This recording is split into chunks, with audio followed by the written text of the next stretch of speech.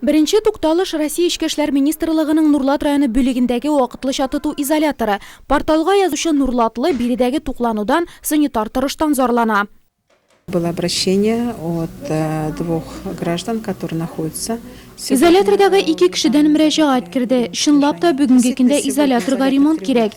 Кайбер камераларда диварлар каралган, гөмбәчекләр таралган. Шәхси гигиена бүлмәләрен төзекләндерү мөһим. Канализация челтәрләре таушалган, җилләтү каналлары ремонт сорый. Әмма хезмәткәрләрнең мөнәсәбәтенә карата бернинди шик юк. Икенче объект район үзәк хастаханәсенең педиатрия бүлеге. Биредә дәваланучылардан порталга берничә шикаят кергән. Кайнар су булмауга, салкын палаталарга, буявы кубып барган диварларга зарланучылар бар. Уен бүлмәсендә уенчыклар юклыгына канәгатьсезлек белдерүчеләр дә юк түгел.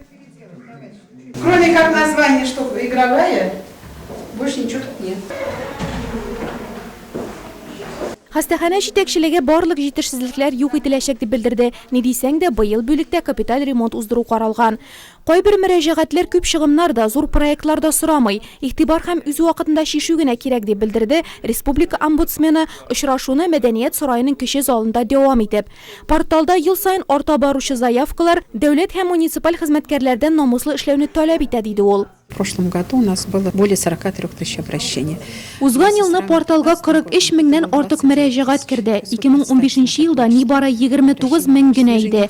Аларның күпмегә артканын күз алдына китерү кыен түгел. Атнасына 1000 ярымлап 2000 мөрәҗәгать кереп тора. Быелгы кышкы сезонда аеруча күп булды. Чөнки кыш салкын, карлы. Кешеләр кар чыгарудан, юллар торышыннан зарланды. Гыйнвар-февраль айларында Нурлатлылардан шундый темалы мөрәҗәгатләр күпләп керде. Кешеләр системага мөрәҗәгать итеп проблеманың тизрәк шишләсенә инанды. Очрашуда Аксубай, Чирмешән районы вәкилләре дә катнашты. Омбудсмен мөрәҗәгатләрнең үтәлешен тикшереп, һәрберсенә җентекле анализ ясады. Юллар, тротуарлар, уен мәйданчыклары, утыргычлар, яктырткычлар, Нурлатлылардан кергән заявкалар иң күбе. Халык контроле порталы ярдәме белән узган елның август айында кергән тагы бер заявка быел уңайга хәл ителәчәк. Совет урамындагы спорт комплекс янындагы җәяүлеләр юлы үзгәрәчәк. Юлны аркылы чыгу урыны 2017 елда төзекләндереләчәк. Мөрәҗәгатләр буенча үз вакытында эшләргә, срокларны күчермәскә һәм кире какмаска, халык контроле порталына кергән һәрбер үтенеч, сорау һәм гозер Татарстан Республикасы Президенты Рөстәм Миңнехановның ныклы контролендә.